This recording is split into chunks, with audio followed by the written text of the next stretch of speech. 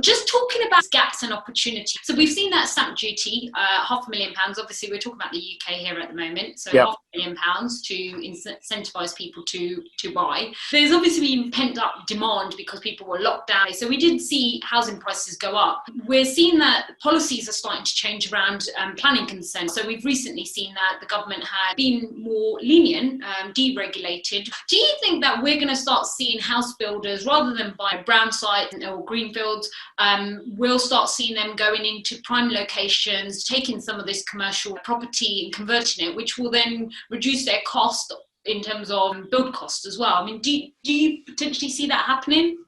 I think house builders, developers will be looking at any opportunity wherever it might be. I think we as an industry have got to be more innovative. We've got to understand exactly what it is that our customers want.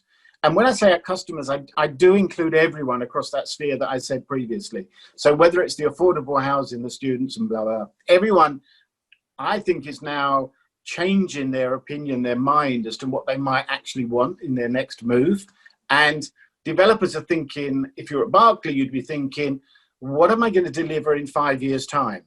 By the time I buy the land, get planning, get it started, it's about 5 years. So is the 20-story tower block with small balconies or no balconies, no outdoor space, tiny rooms, is that what people are going to want in 5 years' time?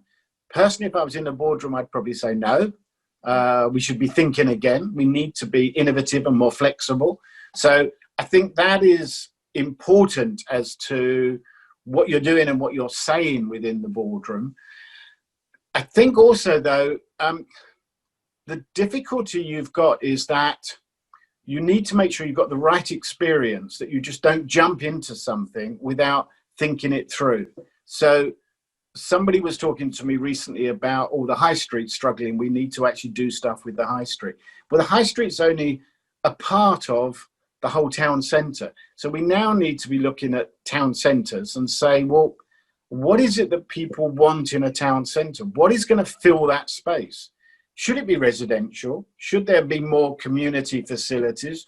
Should there be more shared office, local facilities? So that if actually we're going to be working from home, we'll be wanting to share space with people close to our home, because although government is saying work from home, what it means is don't commute 2 hours on a train. Don't go and all congregate in one office.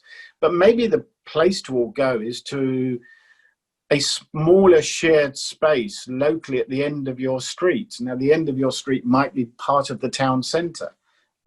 You might have your council offices there, your community building there, your big gym there, and small retail spaces, but probably 50% more residential, which actually then supports all those different uses that I've mentioned. So I think we've got to start thinking outside the box. People like pension funds are going to have to think, what are they going to do with these investments that they've got? Local authorities were out there buying commercial that's now losing the money. How are we going to get that money back into the local authority? How are we going to convince institutions to look again now at a much different mixed use than the commercial that they were always just getting rental income? That's all they really wanted from it.